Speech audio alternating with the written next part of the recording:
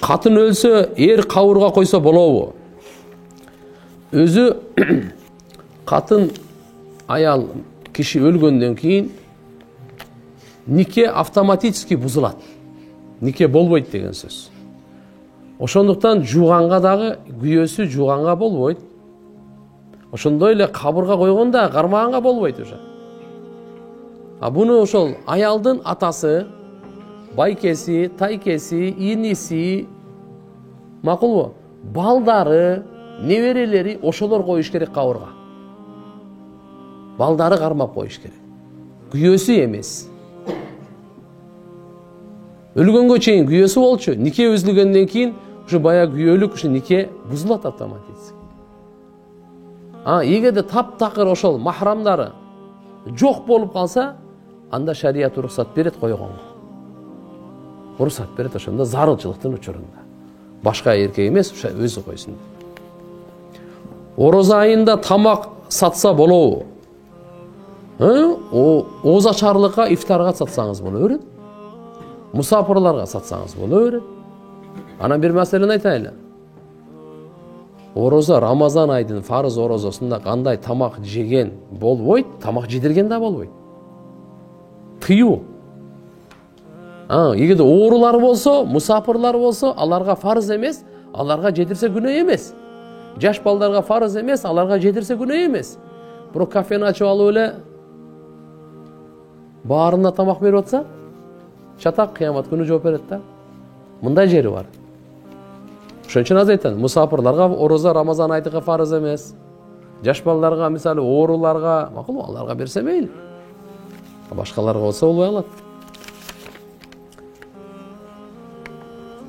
Аялымдын боюнда бар, намаздарды өз убагында окубайт. Ушул кандай болот? Жакшы эмес. Жалкоолуктун себебинен намазды кечиктирип окуган жакшы эмес. 5 мал намазды Алла Таалам өзүнүн убакыттары менен берген. Жабраил периште алгачкы кийинки убакыттарын бардыгын дайындап койгон. Ар бир убакыт намаздыкы өз убагында фарыз кылынган момундарга. Аракет кылыш керек. Эми боюнда болсо Алла Таалам жеңил кылсын, бирок мындайда өзү кыйналбай турган, столдо отуруп эле окуса болот. Эгерде рүкүү саждада кыйнала турган болсо. Мечиттин жанында футболдун площадка курулуп жатат. Ибадатка тоскоол болбойбу? Андан көрө мечитти чоңойтса, жамаат мечитке батпай жатат. Мечит эски, эл баары каршы, рахмат. Жо ошо футболдо площадкада ойноп аткандар азан айтылгандан кийин токтотушсун дагы чогуу намаз окуп алсын. Азыр о чемпионат мира, Европаларда, машалла, футболисттер чекке чыгып намаз окуп атпайбы? Мына айылдын мечитинде анчалык деле эмес болсо керек. Бирок иши карап туруп, эң жакшы машалла, мейли, ойношсун, азан айтылган токтотуп, намаз окуп алып, кайра оюн уланта берсин. Эгерде мына жердеги сиздердин мечитиңиздерге адамдар батпай жатат деп атасыздар, ошол намаз учурунда площадкада деле сап кыла берсин. Бул деле боло берет. Макулбу? Устаз, чоң аалым болгум келет. Четте окуган жакшыбы, же Кыргызстанда жакшыбы? Мен четте окугум келип жатат. Анткени чоң аалымдар четте окушкан экен. Азыр Кур'ан жаттагам, арабча билем. Өз насаатыңызды берсеңиз дейт. Машалла. Мен азыр айтар элем, азыр алхамдулилла Кыргызстаныбызда ушундай аалымдар, медреселер, шарттар Кудайга шүгүр болуп калды да. Ошон үчүн эң биринчи сөзсүз Кыргызстанда окуш керек азыр. Анан Кыргызстандагы илимди алып бүткөндөн кийин мени дагы илимди улантам дей турган болсо, мүмкүнчүлүгү болсо, четке чыгып келсин. Эчтеке эмес. Азыртан эле билип билбей барып коркунучтусу ушул башка адамдардын колуна түшүп калабы? Адашкан адамдардын колуна түшүп калса кандай болуп калат? Өзүнө дагы келе турган кийин барып келет дейм. Кыргызстанга чоң фитнага себеп болуп калышы. Ошон үчүн мына жердеги алхамдулилла биздин муфтияттан кайсы медреселер катталган, кайсы медреселер ушу муфтияттын программалары менен окуткан, ушул жердеги өзүбүздүн Ханафи мазхаб Матуридиякын жакшынакай окуп алып, фундаментти бекем коюп алып, анан чет мамлекетке мейли. Бирок азыртан эле сразу барганга менин оюм келбейт, жакшы эмес. Мурдагылар болсо анчалык анда мүмкүнчүлүктөр жок эле. Hadis ilimi, akida ilimi, fiqh ilimi, usul ilimi degендерден fiqh илимдери албетте бизде түзүк эле болчу. Бирок башкалардан анан кийин условия, шарайттар анча меселе. Азыр алхамдулилла азыр жылдан жылга жакшырып атпайбы? Мен кыздарга сабак берем, алар мага белек берсе алсам болобу. Алсаңыз болот, алсаңыз болот. Албетте ошо сабактын бир акысы болуп калбасын. Жөн эле сый урматтын негизинде болсун, белек болсун. Сабактын акысы болуп калбасын. Менин үй, квартира алам деген 300 000 сомум бар. Bir жылдан бери сактап жүрөм. Ошодон зекет берилеби? Эгерде квартира ал элек болсоңуз, анда бересиз. Анда бересиз. Анда зекет бериш керек. Bir жыл айланган болсо бересиз. Алган илимине амал кылуу үчүн эмне кылуу керек? Аракет кылуу керек. Билгенин ошого аткарганга аракет кылсын, Алла Тааладан сурасын.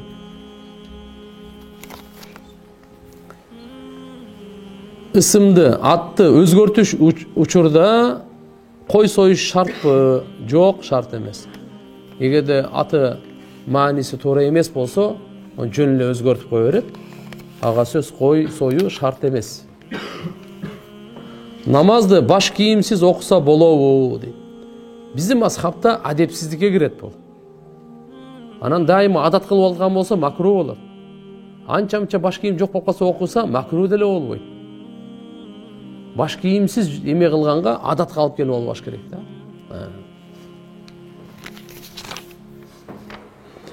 Мусулман жаштары дүйнөлүк жактан күчтүү.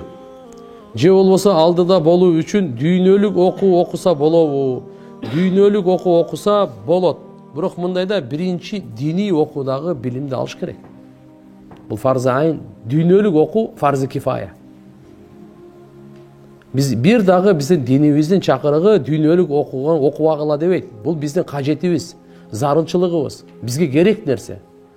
Адамдын ден соолугу, кийими, жарыктык, курулуш, машине, килем, ысыктык, суу чыгаруу, булардын бардык нерсе дүйнө окусу. Мисалы китеп чыгаргандар бул деле дүйнө окусу да. Бир стакан чыгарсаң, стакан азыр дүйнө окусун окуп алсаң, мына стаканды эмне менен алып келет элек? Кол менен ичет эле. Мына бардык нерселер мүмкүнчүлүк бар. Бирок биз айтып атканыбыз, дүйнөлүк илимден ахиреттин илимин биринчи коюңуз. Дүйнөлүк илимден диндин илимин биринчи коюңуз. Ушу диндин илимин, иман илимин, дин илимин биринчи коюңуз, биринчи ушуну алып алыңыз, андан кийин окуңуз. Кошунам балдарны сүннөткө отургузду эле.